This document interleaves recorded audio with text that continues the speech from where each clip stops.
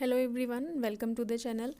आज मैं आपको लाइब्रेरी साइंस कोर्स क्या होता है उसके बारे में बताने वाली हूँ। किसी की क्वेरी थी कि क्या 12th के बाद में लाइब्रेरी साइंस का कोर्स किया जा सकता है और कैसे। तो ये वीडियो उसी के रिगार्डिंग है।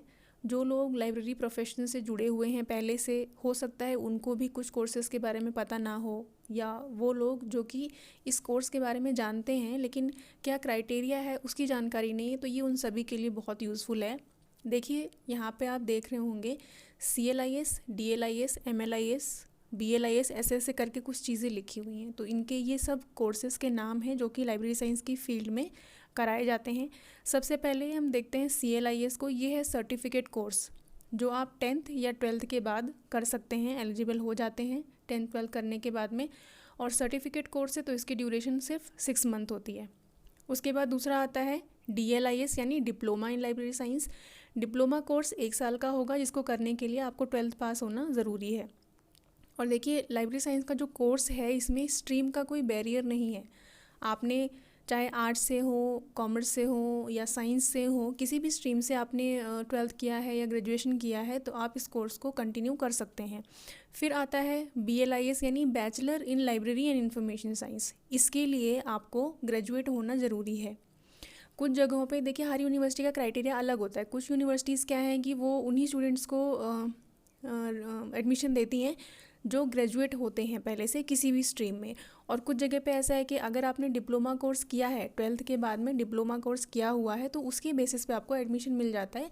तो ये हर जगह का क्राइटेरिया जो है वो अलग है। जहाँ पर भी आप एडमिशन लेना चाहते हैं उसके रूल्स एंड रेगुलेशन के हिसाब से आपको एडमिशन मिलता है। फिर आता है MLIS यानी मास्टर्स इन लाइब्रेरी साइंस। अब मास्टर्स आप तभी कर सकते हैं जब आपने बैचलर्स किया होगा, यानी बैचलर्स इन लाइब्रेरी साइंस करने के बाद BLib करने के बाद ही आप MLib के लिए एलिजिबल होते हैं। डायरेक्ट MLib नहीं कर सकते हैं। उसके बाद अब आपने MLib तो कर लिया, यानी मास्टर्स आपने कर लिया लाइब्रेरी साइंस में। फिर नेक्स्ट स्टेप क्या है? अगर आप अपनी स्टडीज़ को फर्दर कंटिन्यू करना चाहते हैं, इसी में आप हायर एजुकेशन में जाना चाहते हैं, तो फिर आप PhD कर सकते हैं। PhD के बाद DLit का भी ऑप्शन होता है। जो लोग PhD कर चुके होते हैं उसके बाद ये एक और डिग्री होती है जो DLit की होती है, ये भी कर सकते हैं। तो इतना स्कोप इस फील्ड में है। अब नीचे कुछ यूनिवर्सिटीज़ के नाम दिए हुए हैं जो कि इस कोर्सेज़ को करवाती हैं। सिर्फ इतनी ही यूनिवर्सिटीज़ नहीं है, इनके अलावा लिस्ट बहुत लंबी है। आप सर्च करेंगे तो आपको मिल जाएगी। डिस्टेंस मोड में अगर आप करना चाहते हैं, आपको ऐसा लगता है कि रेगुलर आप कहीं जॉब में हैं और आप ये कोर्स में इंटरेस्टेड हैं, रेगुलर जॉब के साथ नहीं कर सकते हैं, तो डिस्टेंस मोड भी अच्छा ऑप्शन है, जिसके लिए इग्नू सबसे अच्छा है। इग्नू से आप कर सकते हैं। और ये अच्छा इसलिए है क्योंकि इग्नू का सारा कंटेंट जो है वो आपको ऑनलाइन मिल जाता है। बस थोड़ा सा टफ़ पड़ता है क्योंकि जो मैंने देखा है इसमें उतनी क्लासेस नहीं होती हैं जितनी रेगुलर में होती हैं, तो थोड़ा सा समझना चीज़ों को टफ़ हो जाता है इस वजह से। अदरवाइज़ इग्नू से भी बेस्ट ऑप्शन है। अब इसमें इस कोर्स को करने के बाद में जॉब अपॉर्चुनिटीज़ क्या रहती हैं? सबकी यही क्वेरी होती है कि जॉब अपॉर्चुनिटी क्या है। तो देखिए आप टीचिंग के फील्ड में भी जा सकते हैं। आप चाहें तो प्रॉपर प्रोफेशनल बन के as librarian, deputy librarian, assistant librarian, semi professional assistant, ऐसे बहुत सारे पोस्ट आते हैं जिसके लिए आप एलिजिबल हो जाते हैं। और अगर आप सिर्फ BLib कर लेते हैं, देखिए पहले CLIS या DLIS यानी सर्टिफिकेट और डिप्लोमा कोर्स करते हैं, तो जो मार्जिन वो होते हैं, क्या नाम है, मार्जिन रैंक के जो पोस्ट निकलती है, जैसे लाइब्रेरी अटेंडेंट की हो गई, तो उसके लिए एलिजिबल हो जाएंगे यहाँ से।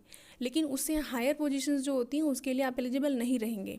तो अगर आपने BLib कर लिया है, बैचलर्स किया है, तो उसके बाद KVS, NVS की जो वैकेंसीज आती हैं, DSSB की आती हैं, इसके लिए आप एलिजिबल हो जाएंगे। प्लस किसी भी स्कूल में, प्राइवेट स्कूल या प्राइवेट कॉलेज में अगर वैकेंसी आती है तो स्कूल में आप BLib करके अपॉइंट हो सकते हैं।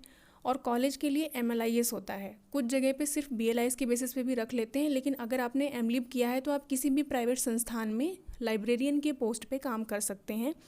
अगर गवर्नमेंट में जॉब करना है तो उसका क्राइटेरिया अलग होगा, ठीक है। और मास्टर्स करने के बाद में लाइब्रेरी साइंस की किसी भी क्षेत्र में कोई भी वैकेंसी निकलती है तो आप एलिजिबल होते हैं अप्लाई करने के लिए कॉलेज लेवल तक, स्कूल लेवल तक।